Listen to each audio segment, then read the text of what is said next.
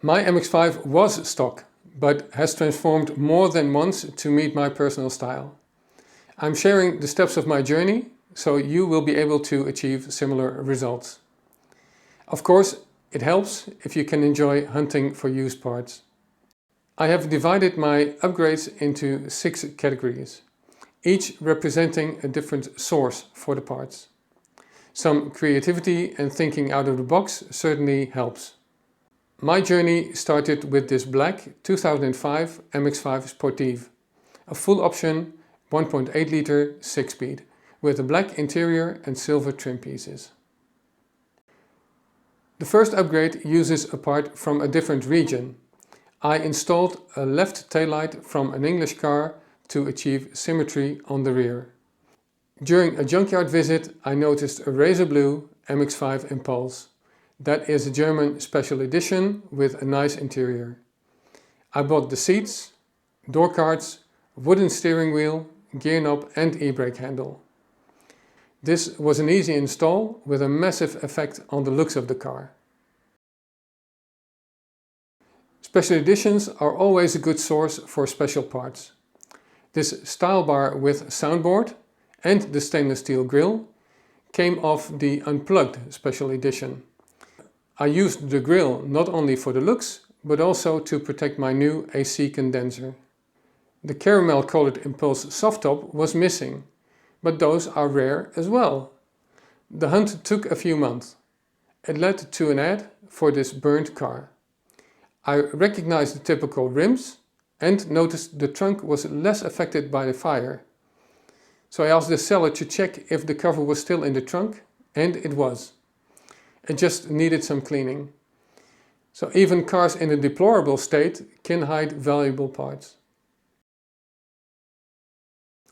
The desire to use the original cruise control system led to a project of importing parts from the US and creating a custom wiring harness for it.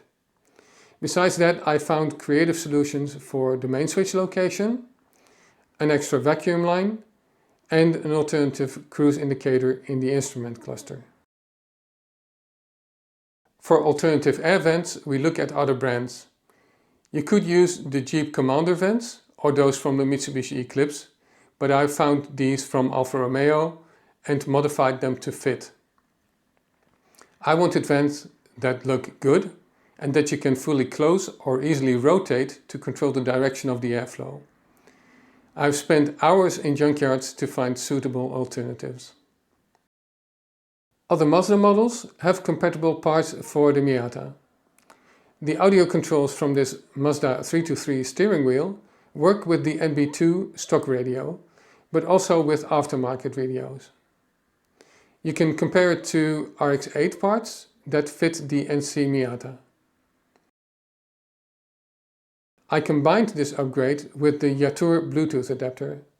This combination allows me to answer calls and stream audio from my smartphone using the switches on the steering wheel or those on the radio itself. This is an easy way to add Bluetooth capabilities to the stock radio via the CD changer input port. Canadian and American instrument clusters can be a donor for a cruise control indicator lens. I drilled out the hold lens to make room for it. Just be creative and go for it. Then we took inspiration from a YouTube video and modified 3 sets of taillights in a single afternoon. The LED rings are an aftermarket product imported from the US and they look great. To improve visibility, you can add side markers. I found these, including the wiring, on a Canadian 1995 NA, but there are aftermarket alternatives as well. This is a Memories 3 special edition from Germany. Buying its interior from a salvage yard was simply too expensive, so I bought a parts donor. Parting out this low mileage car gave me knowledge, experience and a free interior because I made a profit on the parts that I sold. The Memories 3 interior has silver trim pieces, but I wanted to recreate the look of the 2000 Special Edition, including the wooden Nardi 6-speed gear knob and a parchment shift boot. My new aftermarket shift boot was far too yellow, but a friend managed to paint match it with the center console and the result looks amazing. And then the rocker panels on both sides had to be replaced. Repainting the panels was not part of the welder's job. The paint on my car had scratches and stone chips, and it was peeling from the front bumper as well. The car needed and deserved a complete respray. That was an opportunity to do something special, instead of using the original color. For a while, my favorite color was black cherry mica, the original color of the interior donor. That color is great when the sun hits it, but in other conditions it just looked black. Therefore, I started looking at colors from other brands.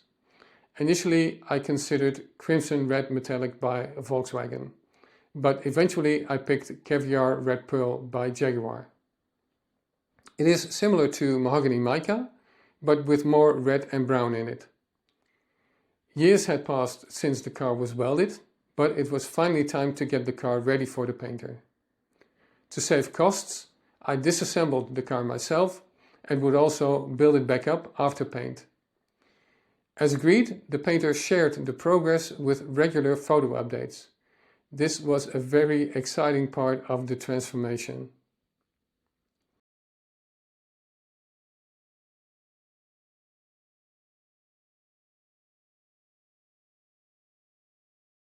We are not done with the upgrades yet, but please take a moment to let me know what you think of the transformation so far. Consider subscribing to the channel or joining as a member to support me and get early access to videos or members only content.